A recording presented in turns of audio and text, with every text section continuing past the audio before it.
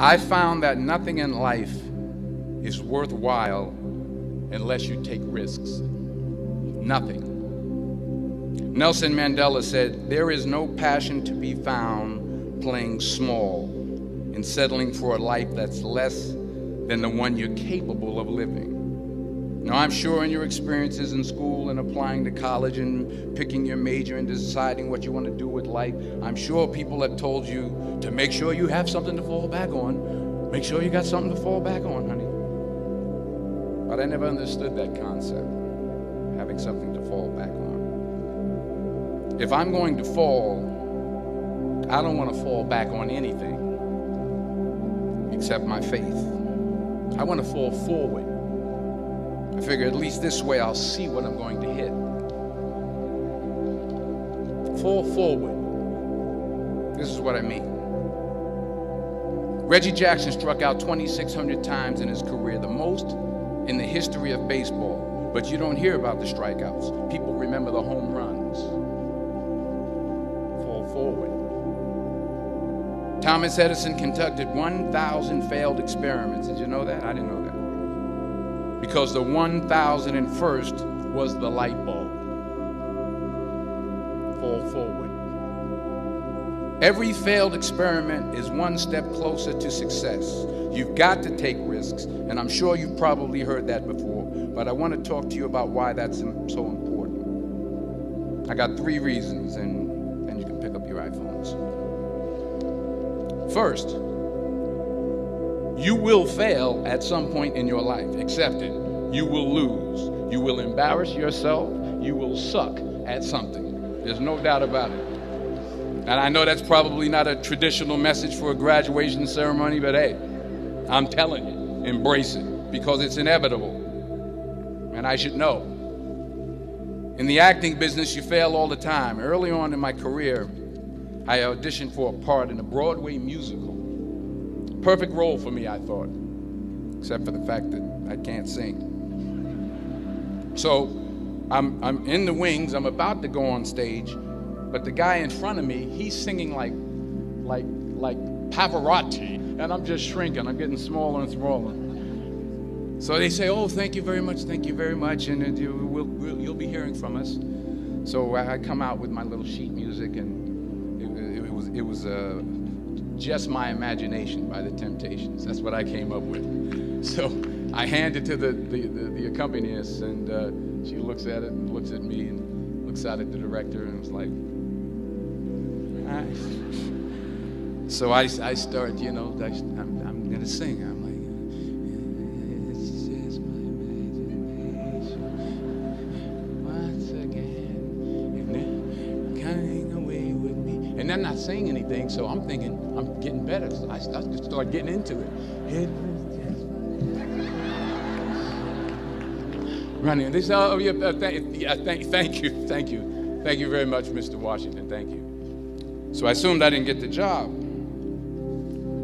But the next part of the audition, he called me back. The next part of the audition is the acting part of the audition. So I'm like, "Hey, okay, maybe I can't sing, but I know I can act." So they pair me with this guy, and again, I didn't know about musical theater. And musical theater is big, so they can reach everyone all the way in the back of the stadium. And I'm more from a realistic, naturalistic kind of acting where you actually talk to the person next to you. So I don't know what my line was. My line was, "Well, hand me the cup." And his line was, "Well, I will hand you the cup, my dear. The cup will be there to be handed to you." I said, "Oh, okay." "Well, should I give you the cup back?" "Oh, yes, you should give it back to me, because you know that is my cup and it should be given back to me." I didn't get the job. But here's the thing. I didn't quit. I didn't fall back. I walked out of there to prepare for the next audition, and the next audition, and the next audition. I prayed. I prayed. And I prayed. But I continued to fail, and fail, and and fail. But it didn't matter, because you know what? There's an old saying, you hang around the barbershop long enough, sooner or later you're going to get a haircut. So you will catch a break, and I did catch a break. Last year, I did a play called Fences on Broadway. So someone talked about it. Won the Tony Award. And I didn't have to sing, by the way. But here's the kicker. It was at the Court Theater. It was at the same theater that I failed that first audition 30 years prior. The point is, and I'll pick up the pace, the point is, every graduate here today has the training and the talent to succeed. But do you have the guts to fail? Here's my second point about failure. If you don't fail, you're not even trying. I'll say it again. If you don't fail, you're not even trying. My wife told me this great expression. To get something you never had, you have to do something you never did. Les Brown's a motivational speaker. He made an analogy about this. He says, imagine you're on your deathbed, and standing around your deathbed are the ghosts representing your unfulfilled potential. The ghost of the ideas you never acted on. The ghost of the talents you didn't use. And they're standing around your bed, angry, disappointed, and upset. They say, we came to you because you could have brought us to life, they say. And now we have to go to the grave together. So I ask you today, how many ghosts are going to be around your bed when your time comes? You've invested a lot in your education, and people have invested in you. And let me tell you, the world needs your talents. Man, does it ever. I just got back from Africa like 2 days ago, so if I'm rambling on, it's because I'm jet lagged. I just got back from South Africa. It's a beautiful country, but there are places there with terrible poverty that need help. And Africa is just the tip of the iceberg. The Middle East needs your help. Japan needs your help. Alabama needs your help. Tennessee needs your help. Louisiana needs your help. Philadelphia needs your help. The world needs a lot, and we need it from you. We really do. We need it from you young people. I mean, I'm not speaking for the rest of us up here, but I know I'm getting a little grayer. We need it from you, the young people, because remember this. So you got to get out there. You got to give it everything you got, whether it's your time, your talent, your prayers, or your treasures. Because remember this, you will never see a U-Haul behind a hearse.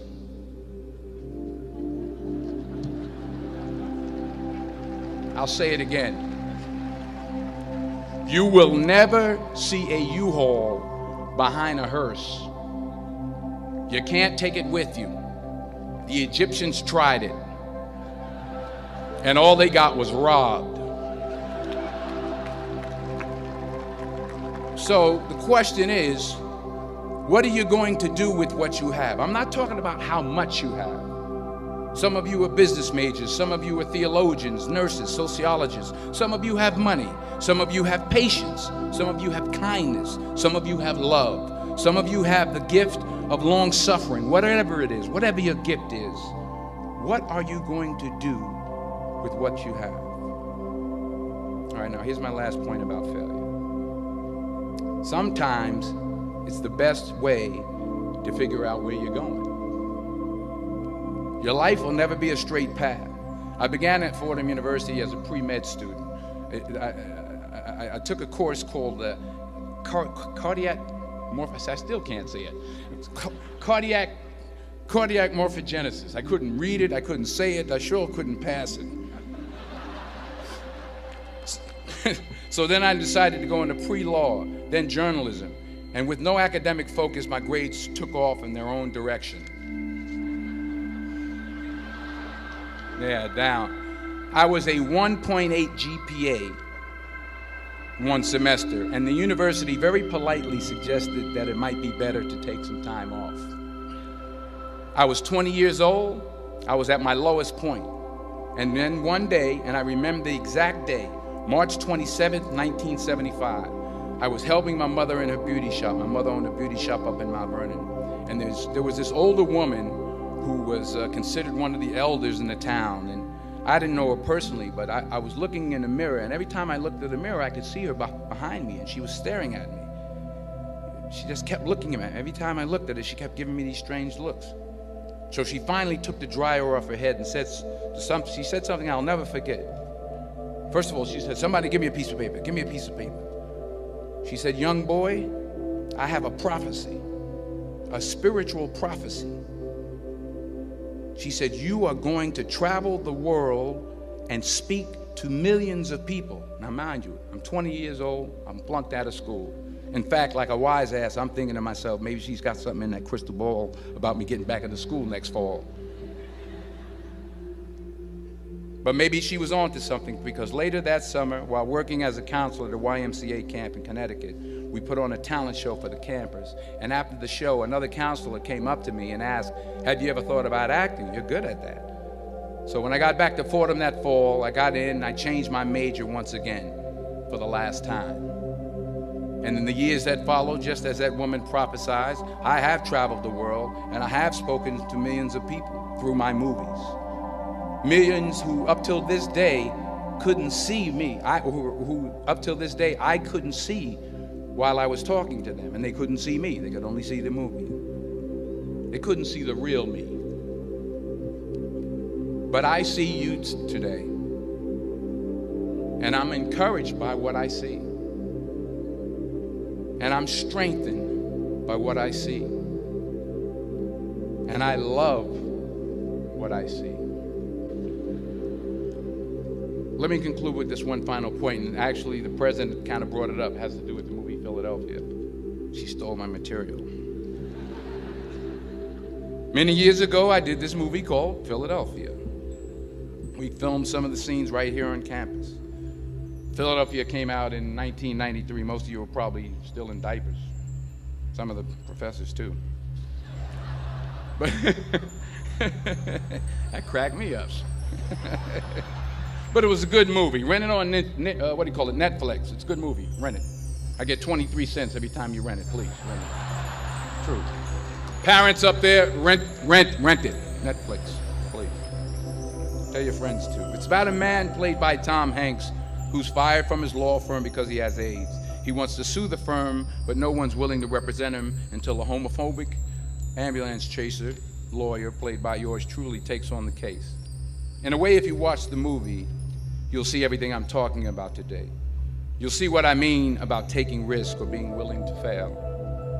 Because taking risk is not just about going for a job.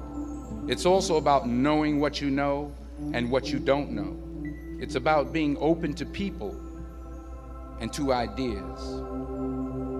In the course of the film, the character I play begins to take small steps, small risks. He very, very, very slowly begins to overcome his fears. And I feel ultimately his heart becomes flooded with love.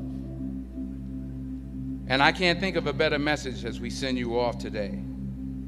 To not only take risks, but to be open to life, to accept new views, and to be open to new opinions, to be willing to speak at a commencement at one of the best universities in the country, even though you're scared stiff. While it may be frightening, it will also be rewarding. Because the chances you take, the people you meet, the people you love, the faith that you have, that's what's going to define you. So members of the class of 2011, this is your mission. When you leave the friendly confines of Philly, never be discouraged, never hold back, give everything you got. And when you fall throughout life, and maybe even tonight after a few many glasses of champagne,